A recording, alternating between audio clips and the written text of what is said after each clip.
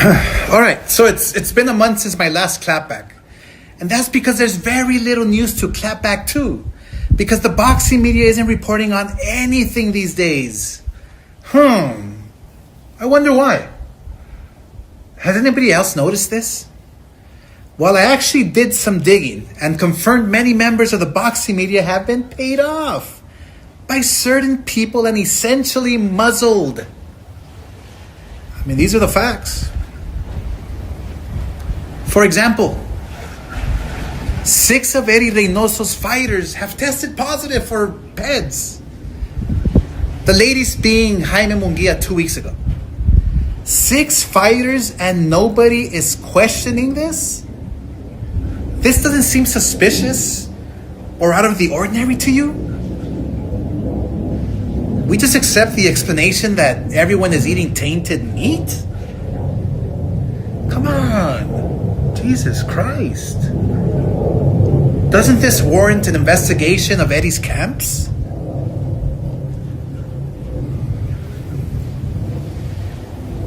I mean, look, I've known Jaime for over 10 years, and he always tested clean up until his last camp with Eddie and his fight in Riyadh. How is it ethical that you have 6 fighters testing dirty from the same camp and we don't have questions or consequences? Where's the boxing media? I mean, they crucified Ryan Garcia every fucking day for a full year over a tiny bit of Austrian.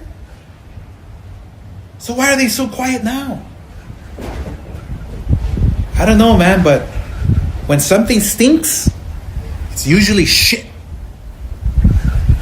I'm so disappointed, man, in the media, who I've treated like gold for 30 years. I didn't realize you guys could be bought that easily. Now, what the media is reporting, and it's circulating, is that Canelo Crawford is the biggest fight of the decade. I mean, to a purist and a fighter, it's laughable. Because you have Crawford jumping up 2 weight classes to fight Canelo, who's a natural light heavyweight. Crawford, who couldn't push back Madrimov. Life and death with Madrimov. What do you think Canelo's going to do to him? Run him out of the ring. You know what's laughable also? Dana White being named the promoter of this fight, considering he's never been in the boxing space. Has no stable of boxers. He didn't negotiate. And is being handed this fight on a silver platter and called promoter. He's the trust fund baby of boxing. That's it. The trust fund baby of boxing. And get this. The fight will take place during the day on September 13th in Las Vegas. During the day. So Canelo will fight during the day on Netflix just to accommodate UFC Noche later that evening on a different network. So does that mean this fight isn't important? Do they not give a about the fans or viewership? Why is it that Canelo has to fight during the day on Mexican Independence Weekend? And UFC, with a roster of names I've never heard of, is going on prime time. Cinco de Mayo. He's fighting in Riyadh, and now he's fighting during the day on the biggest weekend in boxing. Yeah, Canelo will fight anywhere. Anytime he's told, because he doesn't give a all he cares is about the money. Doesn't give a about the fans, about tradition, the Mexican weekend tradition. Oh, and Dana, what, now you're turning your back on the UFC? I mean, we all know you've been trying to get into boxing for years on your own and you couldn't do it. Remember Zuffa? Oh, but now that Daddy Turkey negotiated a big fight and he paid for it, you're seriously proud to be the trust fund kid presenting to be the face of this fight.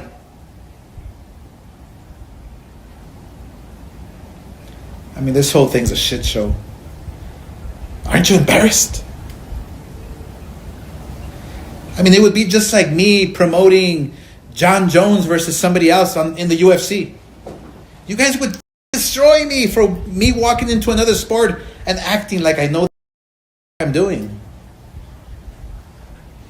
I mean, insiders are aware the UFC's hundreds of millions of dollars in debt and in a bad spot.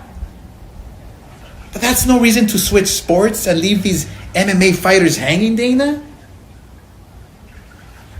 And don't abandon the fans. They've been begging you for months now to make a great fight in the UFC. Oh, and don't even think of bringing your pathetic pay scale to boxing, because these fighters won't go for it. The boxing media is trying so hard to hype up TKO getting into the boxing space, but the truth is they have no fighters. They have 0 fighters. TKO? More like TK no. Oh, and guess what? Nobody will ever put a muzzle on me. I'll always give you the facts and keep it real. And I've never been happier to trade calls with Eddie Hearn and Al Heyman, because guess what? We ain't going anywhere.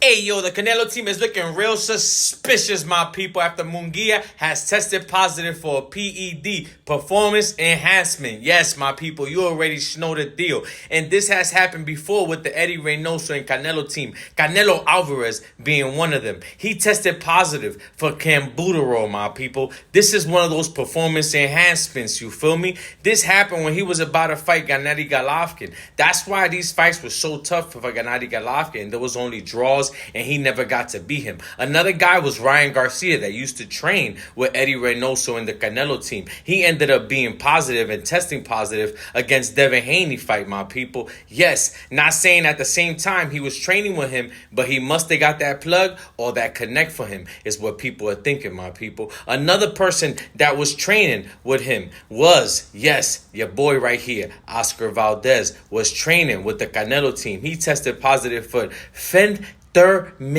I don't even know what that is, my people, but that's also a performance enhancement. And that is one that he tested positive for. So it's looking real suspicious. Like everybody on this team has tested positive for something, somehow, some way. But they always got an excuse, somehow, some way, my people. The next person, we don't know him, Julio Cesar Martinez. He also tested positive for cambuterol, my people. We don't know him much, but he going down with them too, because he on the Canelo team and he trains with Eddie Reynoso and he tested positive. Another person, Luis Nedi. Yes, my people. Yes, the guy that dropped Inoue, he ended up testing positive as well for a performance enhancement, my people. This is looking real suspicious on the Eddie Reynoso and Canelo team part. No lie. If I'm lying, I'm flying, my people. One time, alright, maybe excusable. 2 times, 3 times, 4 times, 5 times, 6 times,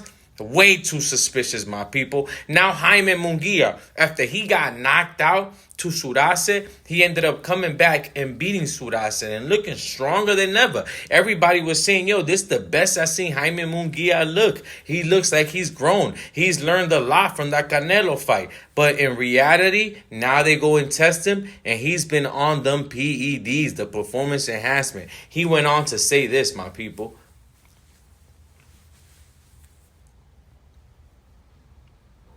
And I'm going to translate for y'all in English.